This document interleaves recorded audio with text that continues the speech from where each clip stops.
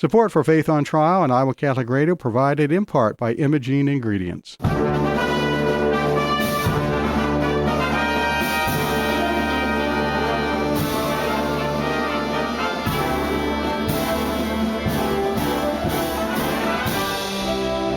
Our freedom of conscience and religion is being challenged by laws and regulations imposed by secular society. It's time to hear from the top Christian litigators in the nation who have come forward to tell us the truth and help us defend our faith.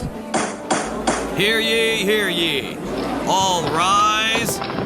Faith on Trial with Defender of the Faith, Deacon Mike Mano, is in session. And welcome back to Faith on Trial. We examine the influence of law in society. I'm Deacon Mike Mano, your host, and I'm here in the studio with Gina No, our co-host. Gina, how are you this morning? You've got to keep mentioning that we're taping in the morning, although the show is replayed in the afternoon. That's right. I'm doing well. Things are changing. The leaves, the political front, everything seems to be in transition. Now's the time to go out and check your snowblower, make sure it's going to work. Yeah, I think so. Yeah, especially as gray as it is today. That's right. It feels like it.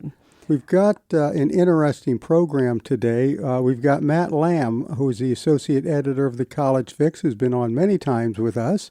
And he's got a couple of interesting stories I want to talk about. One about a Catholic school in Wisconsin, college, where some of the students don't know there are only two sexes. At a Catholic institution. Mm-hmm. And now it's a good thing the Pope clarified that for us. And now they have the Catholic Church apparently has a new doctrine that there are only two sexes. So we will figure that out with Matt when we get him here. And then we have our friend Maggie DeWitte from right down the street. She's right next door to us, so she's going to be here in studio with us. And she is the executive director of Pulse for Life.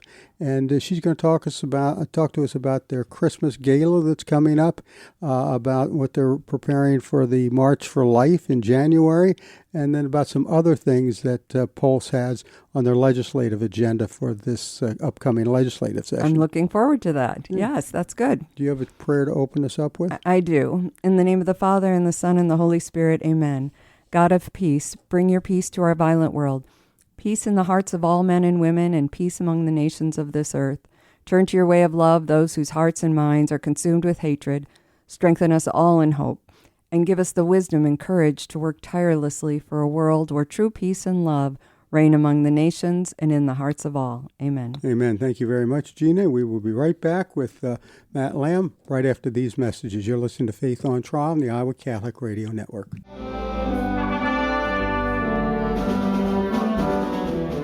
And we're back. You're listening to Faith on Trial on the Iowa Catholic Radio Network, and we have with us right now Matt Lamb, who is the associate editor of the College Fix, who has been almost a semi-regular with us for a while now. We certainly appreciate it, Matt. You're bringing us a lot of interesting topics and stories that are going on in college campuses today, and there's one is really a gem that I want to talk about that you in fact wrote.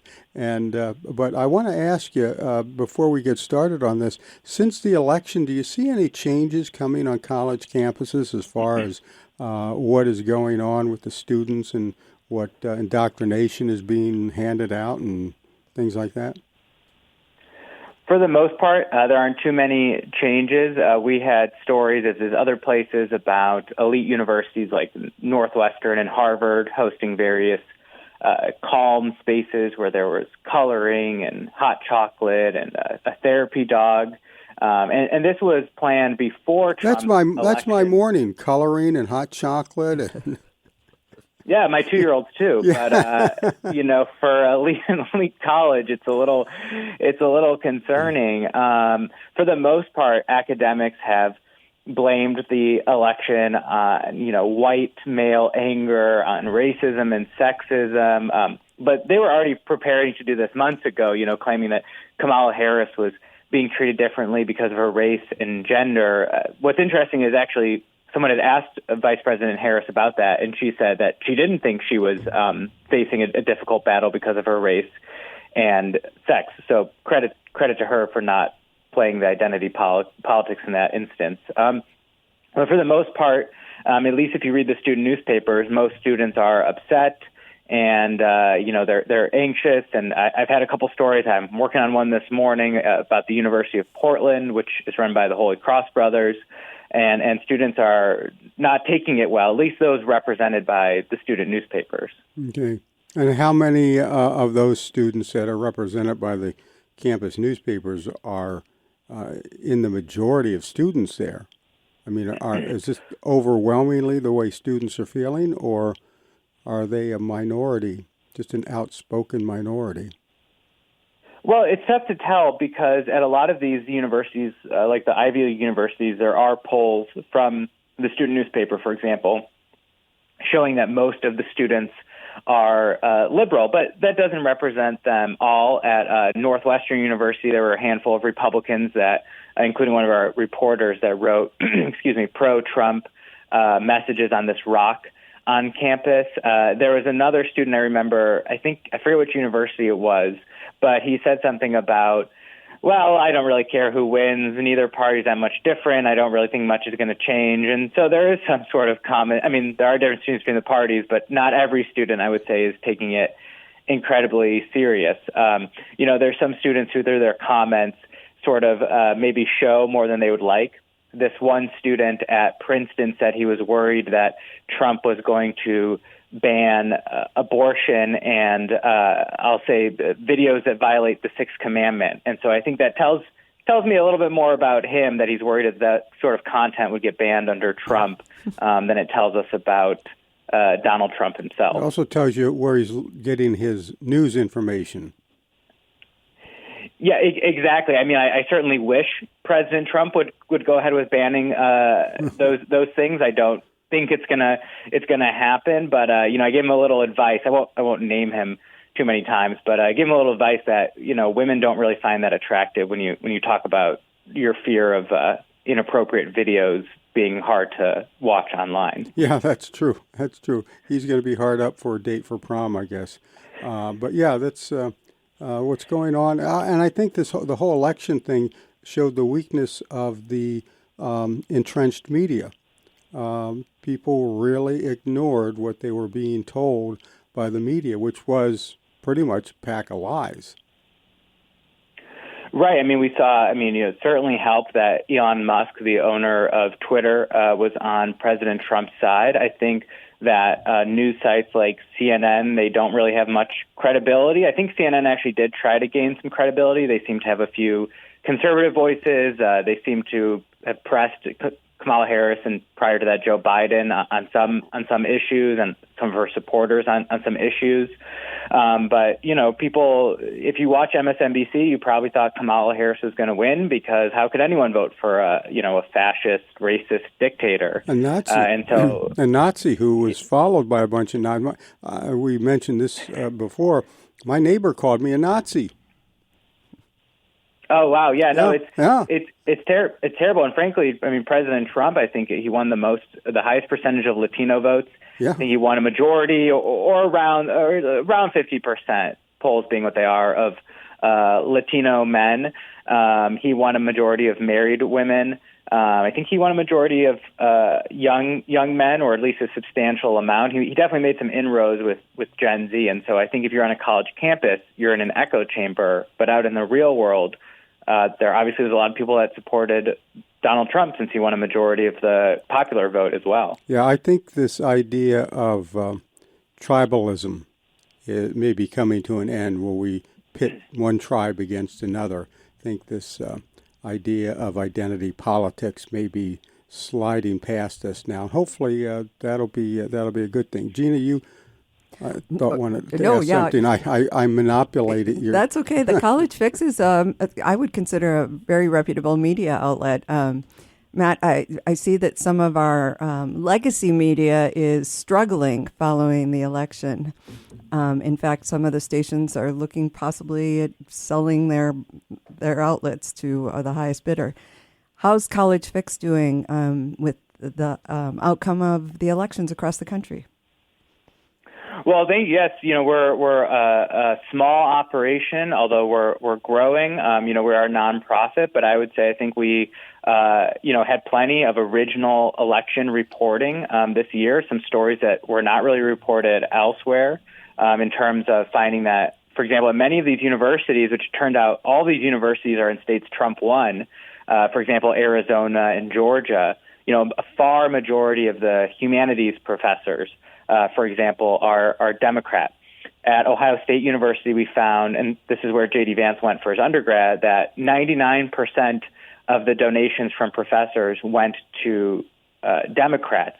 And frankly, it would have been almost like 99.8%. There was one medical school professor, a Richie Rich doctor, who gave a couple $1,000s to a Republican cause, and that was, a good chunk of the Republican donations. We just had a story today about how, it's just sad. I hope it's not really happening that, young people, because Trump won, are suicidal.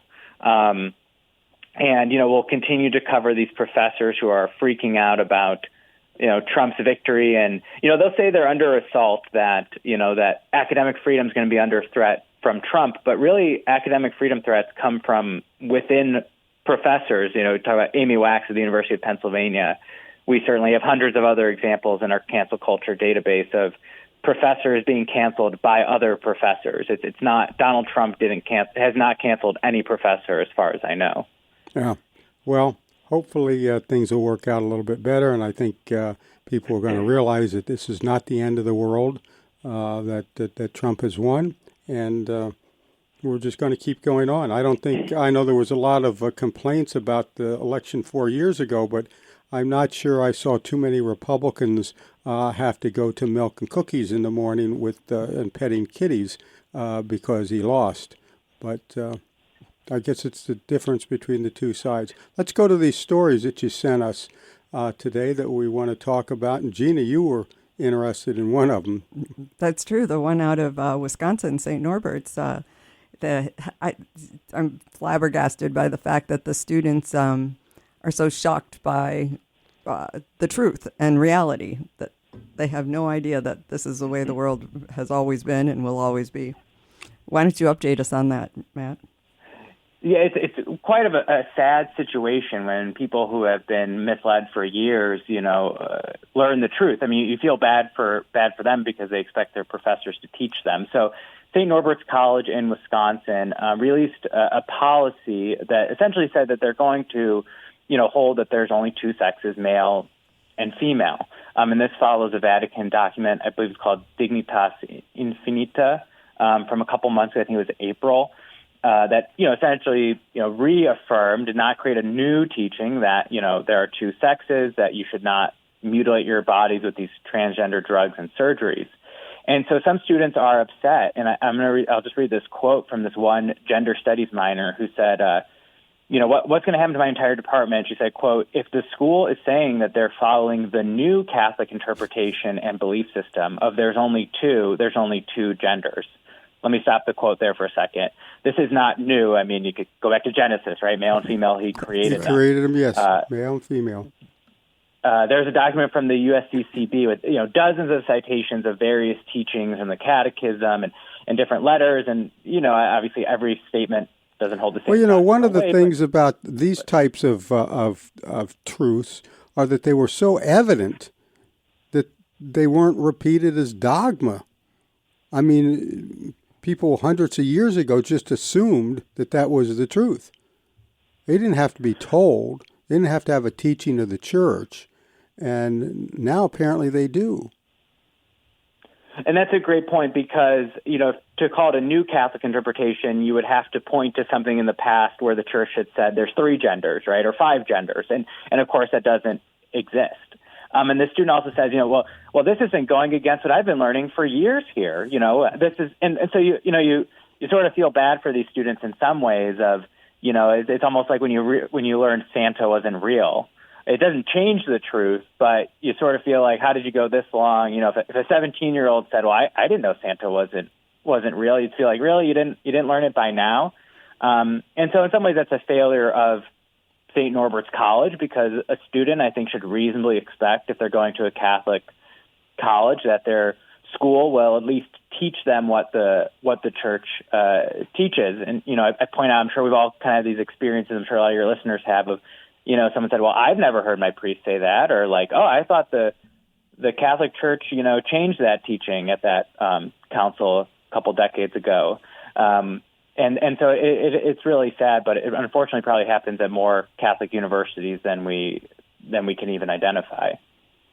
This poor young lady probably has student loans, and she's just stuck with this money to pay back and no degree in a field that actually exists anymore. Call your mom, have her ask for your money back, Yeah, right. and go someplace else. I'm not opposed to a Catholic institution taking a look at gender studies just from the standpoint that they could help educate those students about the secular interpretation of these different ideologies and help them to be able to make an argument for the natural or Catholic perspective. But for her to say that what she's been studying for the 3.5 years is become null and void, it no longer exists, it's not reality, is shocking and surprising to me at a Catholic institution.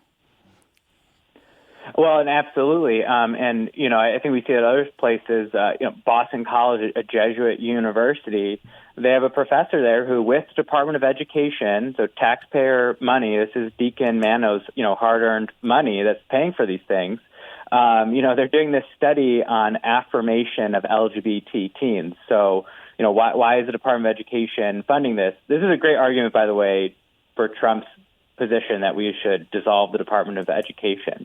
But, this happens at Catholic colleges. I'm sure this happens at other Protestant colleges as well. But it's very concerning. Yeah, and I'm a little concerned when I see the Jesuits pop up, since I'm a product of the Jesuit education. And I always, they were a little on the edge when I was there, but they weren't overboard. And now some places they are going overboard, and that worries me. Oh, for sure. And I'm a product of a Jesuit university in Chicago that will remain nameless. And it was definitely happening back then. They had the drag shows, and occasionally there'd be a brave Jesuit that would speak up and say, I don't think we should be doing this. But this continues to happen, and to kind of tie the two things together, President Trump certainly is maybe a little more liberal on LGBT issues than we are. But I would say a lot of this government waste, maybe Elon Musk can look at, defunding a lot of these, so-called studies into affirmation. There was another study that the government funded that was basically helping develop a way for counselors or, so-called healthcare professionals to get to gender-confused children, and basically they labeled parental consent as an obstacle to reaching these children, and that's just disgusting, and goes against the basic idea that parents are the primary educators of their children.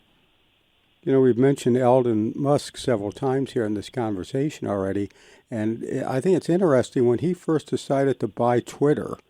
A lot of people looked on him as kind of a devil doing that. And a lot of people looked on him as kind of a First Amendment savior doing that. And it turns out he's become the latter, and more power to him at this point. Right. And someone posted on X, is a great point, is that actually the reason he bought it is because Twitter had banned the Babylon Bee for calling Richard Levine, who goes by the name Rachel Levine, for calling him a man. This is President Biden's Assistant Secretary of Health and Human Services, who is a man. If you saw her picture, you would know what she was. Yeah, she's not hiding it very well. Yeah, and so it's kind of interesting, actually, on that sort of issue of transgenderism. Is really the reason Elon Musk bought Twitter, because he liked the Babylon Bee. He found them funny. And I think he's talked as well about his own struggles. He has a child who identifies as transgender. I don't remember if he's a boy identifying as a girl or vice versa. But and he's talked about sort of this, what this one professor, Godsod, calls the woke mind virus, and how it really ruined his family Whereas really Elon Musk on many issues, I think if you asked him, would say he's fairly socially liberal. He voted for Obama twice. He is, kind of marginally against some abortion. But for the most part, I would say he's socially liberal. But on some of these topics, he's taken the more conservative stance.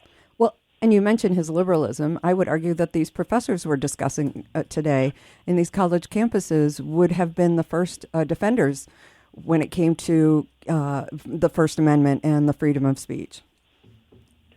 Right, and you would think, it's certainly can make the argument that Twitter is a private company. I think they have a lot of sway, so in some ways they're very public. But at a minimum, you would think, at least with what we're told about professors, that they'd be very open to this debate. And I will say, just as one kind of shining example, I'd mentioned Princeton University, and there were a handful of professors there that actually did say that this sort of disconnect, one professor said this disconnect between the sentiment in elite and academic institutions in much of America is the reason Trump won.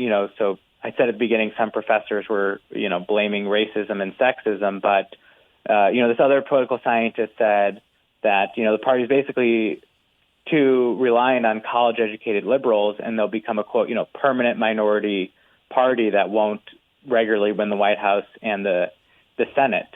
And so I think there is some lucidity. Now, will that continue? Will these professors seek to learn about their students and promote open debate on campus? I don't know. But some people, I do think, understand why Trump won. I mean, he won all 7 swing states. And I don't think that can just be blamed on racism, especially when you win, basically half of Latino voters. No, but I think it can be blamed on lawfare. I think that was one big thing that opened people's eyes to what was going on, that every time he turned around, somebody was trying to put him in jail. Somebody was trying to bankrupt him. And all of these cases that were lodged against him, most of them had very little legal merit to them. Whether they had factual merit or not, I don't know, but very little legal merit to them. And it was amazing how adamant the prosecutors were about getting these things in court and trying them before the election. Yeah, I think they really wanted to get that convicted felon label on him. I mean, just to give one egregious example, one of the charges that he overinflated the value of his properties to get a loan. They had the bank officers that made the loan on the stand, and they said, we didn't think we were defrauded. We wanted to do more business with him. Yeah.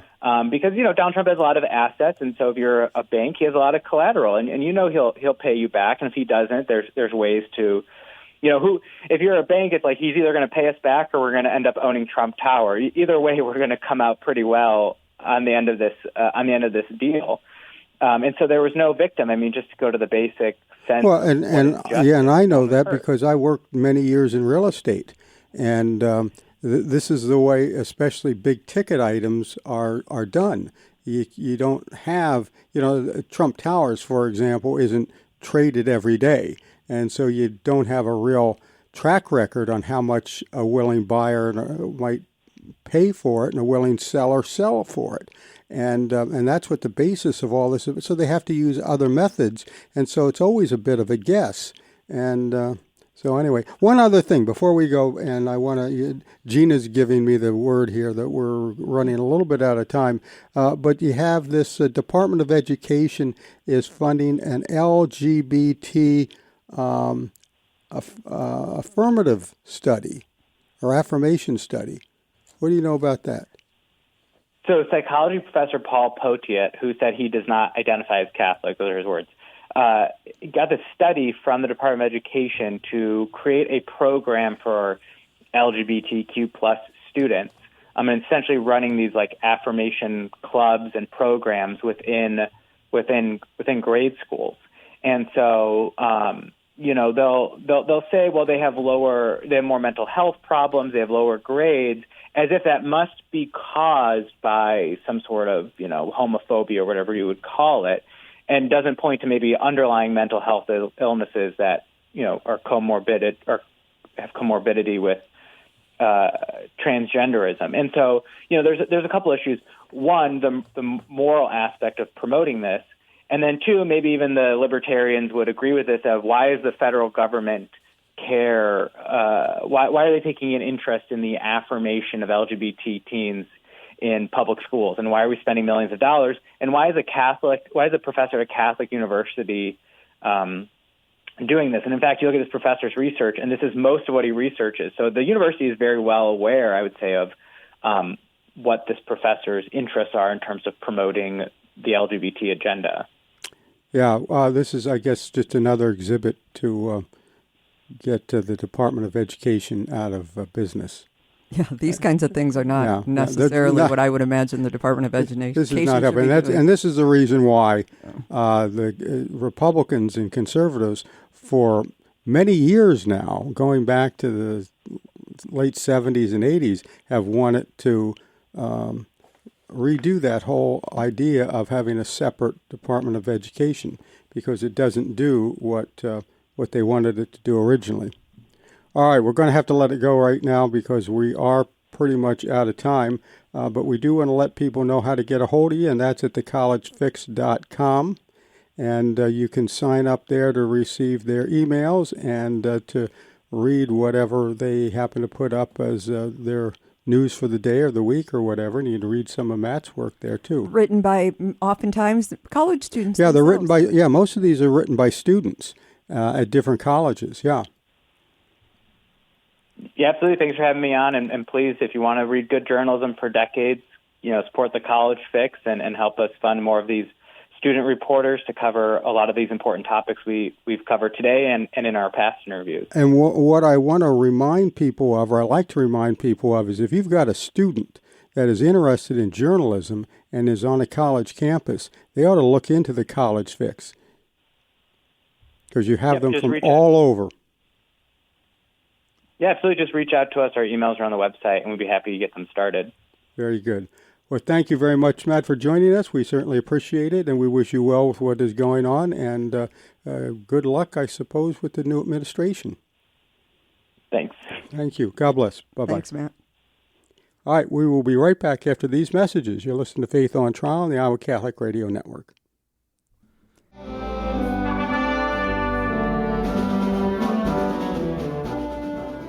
And we're back. You're still listening to Faith on Trial on the Iowa Catholic Radio Network. We have with us right now Maggie DeWitte, who is the Executive Director of Pulse for Life, Iowa, which is a pro-life organization, and we've had her on many times before, so if you're a regular listener to the program, you have heard her several times. Maggie, good morning. Welcome to the program. Thanks for having me. It's always a pleasure. And we shouldn't, good morning. We tape in the morning, but it plays over the weekend, so we can get people confused that way. But anyway, you've got a couple of things coming up in the near future, and you've got some legislative priorities for the new legislature that'll be sworn in January. Mm-hmm. So let's talk about some of this. First of all, you've got a gala coming up, a Christmas gala, which I know is a big fundraiser for Pulse. Mm-hmm. Yeah, it's coming up on November 23rd, so tickets and tables are still available. If you're interested in joining us, you can get on our website, pulseforlife.org, and get your tickets today. But yes, that is our biggest fundraiser. We are a nonprofit, and so all of the things that we do for the life movement in Iowa, of course, we need money to do that. And so our gala is our biggest way to, get the funds that we need for all of the great resources that we do throughout the year. So we are excited about our keynote speaker this year as well. His name is Dr. John Bruchowski, and he was a former abortionist and had a conversion, which involved a trip to Medjugorje, among other things. And the scales fell, and he realized he was not on the right path, and converted, and now runs one of the largest pro-life medical clinics in the country in Virginia, Tepeyac Medical Clinic. And he's going to be with us sharing his conversion story and the great work that he does now in the pro-life movement for women who, are in need. So I'm very excited. I've heard him years ago speak, and I think he's just going to be a terrific speaker. And of course, we always have great food and fun and the whole thing. So we'd love to have your support, and we've got great auction items so you could get some Christmas shopping done early, all of that kind of thing. So we would love to have people come and support us. Very good. Very good. And that's November 23rd. Where is it at again? It's at the Iowa Event Center in Hall C.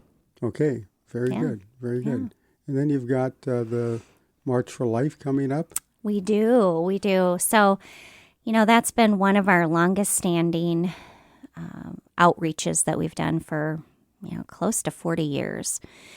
We have an Iowa March for Life, but now with the reversal of Roe v. Wade via the Dobbs decision, we wanted to be able to, have some celebration here in our state. So we do that in June, but we've decided to continue on with the National March for Life because it's important that we are aware of what's happening federally.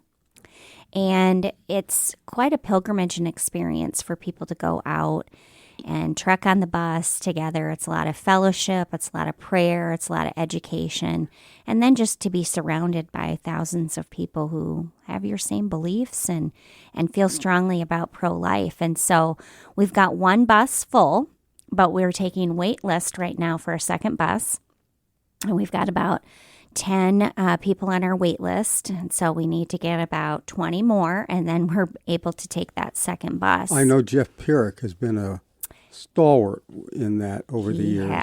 Yes. He's our board member, and I know Gina's been on the bus before. Mm-hmm. It's always a great experience for youth and adults alike. It really gives you an opportunity to interact with a lot of people in the pro-life movement.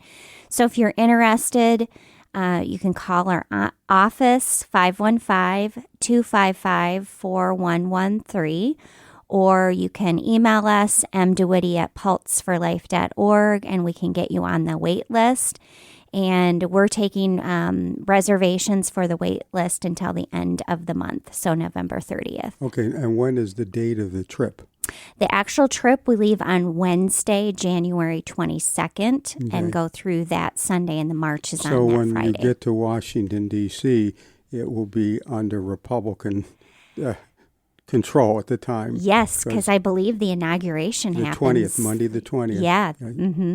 At first we were a little frenzied. We thought, oh no, is that going to happen at the same time? That'll be really crazy out there, but it will be the week before. So, who knows? I wouldn't be at all surprised if President Trump makes an appearance at the March for Life. He did last time. Yeah. Mm-hmm. And I was there for that. We weren't able to get all the way in because of the heightened security, but we could hear him and we saw him on the screen. That was a very different march. I was on that one. Oh, you were on that one. Yes, I was. Yes. And I was stuck outside of the security. Gate. I couldn't actually get in to see him, but eventually we got in, and the other speakers were fabulous also. But what a great occasion to have the leader of the country understand the dignity of life and proclaim it to all the pilgrims that were there that weekend. It was interesting. So many presidents over the years gave lip service to Right to Life, and they would send messages or a tape message or something. Mm-hmm. He actually appeared in person. Right. First president of the United States to do that. I know. Yeah. I know. That was very historic, and I think everybody who was on that trip felt that way, too. Mm-hmm. They realized how really special that was and unique. And now he is back in office. With a rather large mandate. Yes. Not quite I don't consider it a landslide. I called it in my latest column I wrote a near landslide because that's what it was, with both the popular and the electoral vote going his way, which he'd not had before. Right. And so hopefully he'll do some good things. Yeah. Hopefully he'll do some good things. Or at least we know the bad things are going to stop. That's kind of how I looked at it, too, especially in terms of the life issue. It would have been a radical difference had the other side prevailed in terms of the life issue. And that was what she was running on, and that was kind of her mandate. And so I just feel very, very blessed that we won't have to contend with that. I think that was part of her downfall. Mm-hmm. She depended too much on that. and she didn't connect with people. She didn't appear to be genuine. I mean, Trump is Trump. Right. He's just going to be the person that I saw a thing on the internet the other day, which I thought was cute. It showed Donald Trump waving out the window with his McDonald's vest on. So he's not working at McDonald's anymore. He got his old job back. Right. Yeah. Yeah. And I've noticed a shift also in terms of that issue of life and the dignity of life. While we've done a wonderful job overturning Roe v. Wade and with the Dobbs case, now there's a push to accept death with dignity or euthanasia. And I think that our efforts are going to be very important in that area of, really proclaiming natural death as the truth. Right. You bring up a good point. We have been very fortunate here in Iowa to not have any kind of physician-assisted suicide legislation, although that has come up every session. The bills have been introduced. The bills have been introduced. So we know that should things shift to another party here in Iowa, that's going to be one of their top priorities, is to introduce such legislation. And so we actually have been working on getting a coalition together for a number of years to try and do more education so we can be on the offense on this, because we do know it's coming. And we've seen how horrible it is in states like Oregon, who've had physician-assisted suicide for 20-some years now, and the amount of abuse that has happened as a result of that, and other states that have had that as well. We do not want Iowa to be that one. And our Canadian neighbors are extreme in that area, for sure. And a lot of our states, you can't even track the number of physician-assisted suicides because you can't list the cause of death as suicide. You have to list it as the underlying disease that they had. Yep. And that makes it difficult to even track what's going on. Exactly. And there has been some legislation in other states to try and change that it has to be written on the death certificate that it was actually physician-assisted suicide. Because you're right. That's their whole goal, is they don't want people to have the numbers. Same with the abortion. They don't want people to know the numbers of what's actually happening. Let me just ask you one question. We talk about abortions. We seem to be switching from the surgical abortion to the chemical abortion, which is going to make it harder, I think, to do whatever tracking you can do on it. But it's also going to make it kind of easier, I think, for some people to find abortion available to them. What does that do to the change that you have to make in how you attack the problem? Well, that's exactly what we're facing, and that's one of our top priorities this next legislative session, is we have to combat the abortion drugs, the chemical abortions. They are the number one right now in terms of, chemical versus surgical. And here in Iowa, right now, we only have 2 locations, Iowa City and Ames, that are actually providing abortion services. University towns. Yes, right on campus. So we're seeing more of the brick and mortar close, but now we're seeing more and more of the online, and of course even mailing, which is against the law, honestly. Through the Comstock Act in 1850-something, there was a law that stated you could not mail abortion drugs. So it is against the law. Our problem is it's not being enforced. If we could get enforcement of that, we could maybe curb some of these drugs being mailed. But it's very underground now. You can get on your computer. You can, go to these sites. You can get the drugs mailed to you. And it's very dangerous because these women are not being seen by a doctor. They're not getting physical exams. We're not even sure where these drugs may be even coming from. So there's a host of things wrong with it, and we really have to, get our hands wrapped around that. So one of the things that we're doing here in Iowa is we're going to look at trying to make abortion drugs listed as a controlled substance, which then would require a prescription and would also require an in-person visit. And so we're hoping that maybe that would eliminate some of what we're seeing. But there's clearinghouses now. There's a site called Plan C. And you can get on there, and it's a clearinghouse so women can find all the different places that they can get abortion drugs.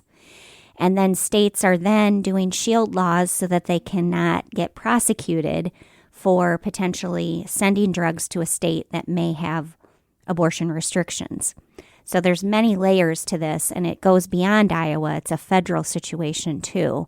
And so hopefully with the new administration, we'll see some movement in getting that curbed. Okay. Speaking of some protections, Iowa, the legislature for two General Assemblies had passed a constitutional amendment to the Iowa Constitution that would protect life. What do you see happening with that? It didn't come on the ballot this election cycle, which could have happened. What happens next with that? That's a good question. We've talked about it. We worked hard to get it passed initially. I think at that time we were looking at some major losses in states like Kansas and Ohio. And I think that had legislators nervous that if we went forward with something like this, because of course for a constitutional amendment in Iowa, it has to be passed in two consecutive legislative sessions and then a vote of the people. Right. And so that was the concern is, do we have the people's support? And this was right on the heels of the loss in Kansas and Ohio. And so I think there was a lot of fear that we could do more harm by moving forward with that, but also the amount of money that you need to have to make something like this happen. That's right. And I know in Florida, they were the pro-choice movement was way outspent the pro-life on their amendment for it. Oh, yes. It's initially, it lost, so that's good. Right. They were not successful. No, they had a 60% requirement in Florida. Right. Yes. And I was just majority, 50, right? right. 50%. Yeah. So yeah, it's probably close. So do we need to start over in Iowa? Does our legislature We would have to start all over. Okay. Yeah. So it needs to be. So I don't know if there is the movement for that or not. It honestly hasn't come up as our top priority. Our one priority is combating these abortion drugs, but we also are going to go forward with a life at conception bill again. We've done that for a number of years, and of course that would eliminate abortion. Now, whether there is, the will to do that, we don't know, but we did increase our numbers here in Iowa as well in terms of elected officials. So, I think that you never know. We have a shot. We're going to go forward. That's what we do. That's our gold standard is life at conception. So whether we feel like the legislature will move it forward or not, we still have to introduce it because that is the gold standard and our goal is to eliminate all abortion, and that means life at conception.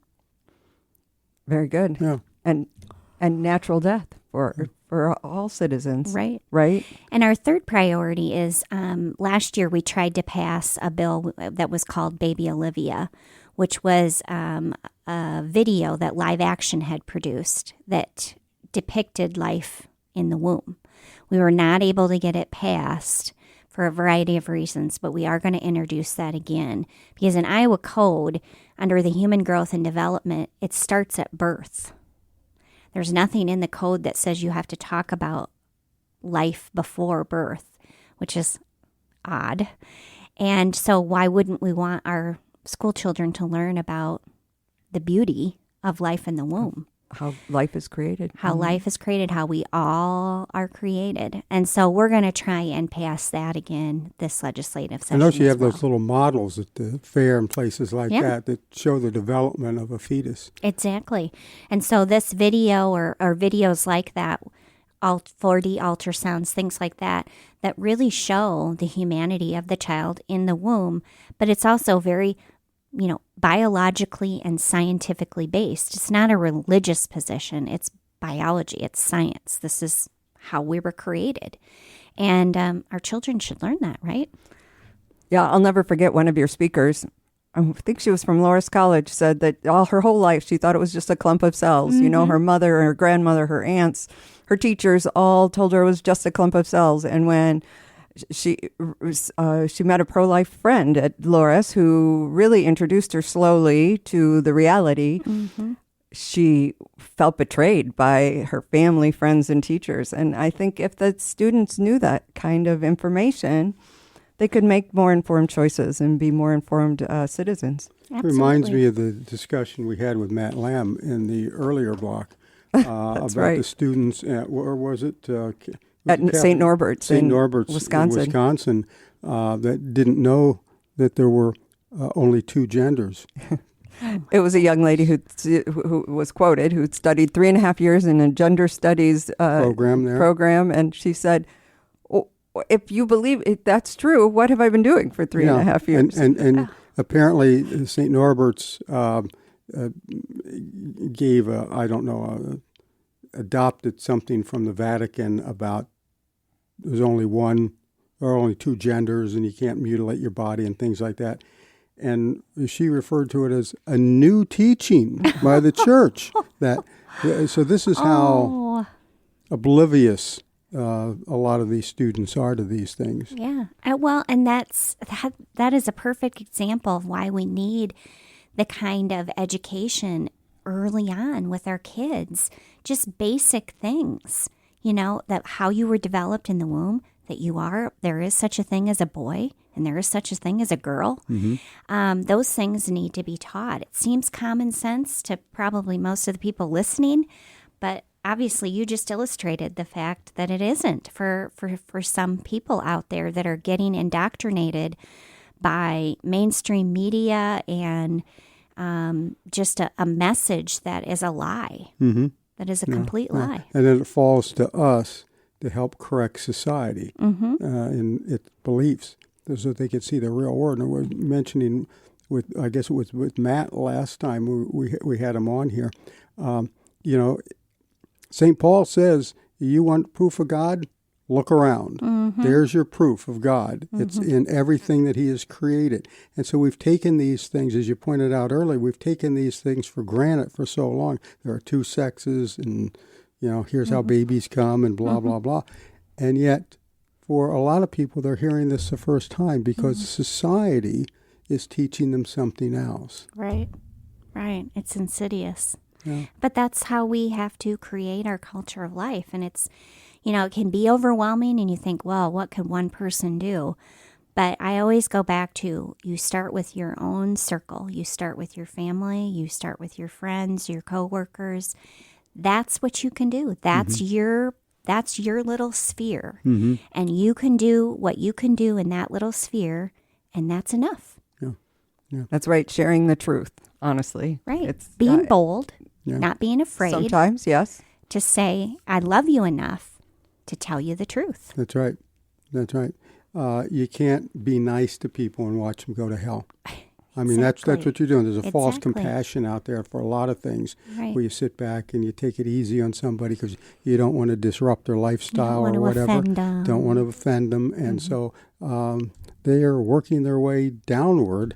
And you're just smiling and saying, let them be. And that's not the way we should do it. We got to let you go now. We're pretty much, my clock is telling me we're out of time. But if anybody wants to find out more about what's going on, it's pulseforlife.org. Is that correct? That's correct. There you go. Thank you, Maggie. Appreciate you coming in with us today. And always a pleasure. And God bless you and what you're doing in your work. And hope you make $1 million on your charity or your Christmas thing here. You bet. Right. Thank you. Thank you. And we will be right back after these messages. You're listening to Faith on Trial on the Iowa Catholic Radio Network.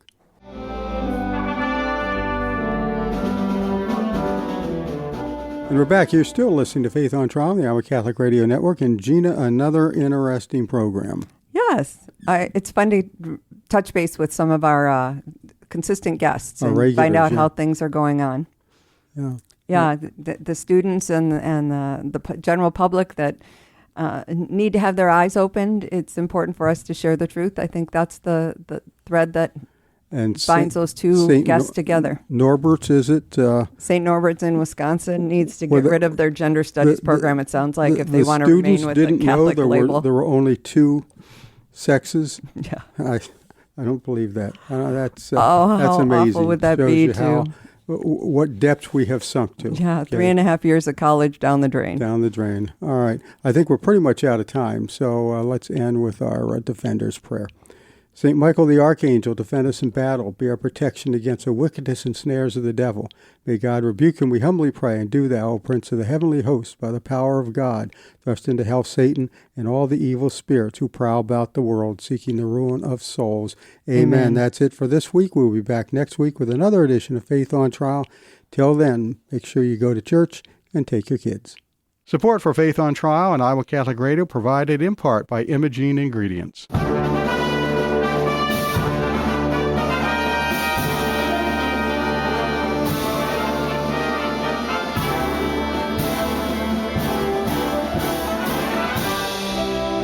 Our freedom of conscience and religion is being challenged by laws and regulations imposed by secular society. It's time to hear from the top Christian litigators in the nation who have come forward to tell us the truth and help us defend our faith. Hear ye, hear ye. All rise. Faith on Trial with Defender of the Faith, Deacon Mike Mano, is in session.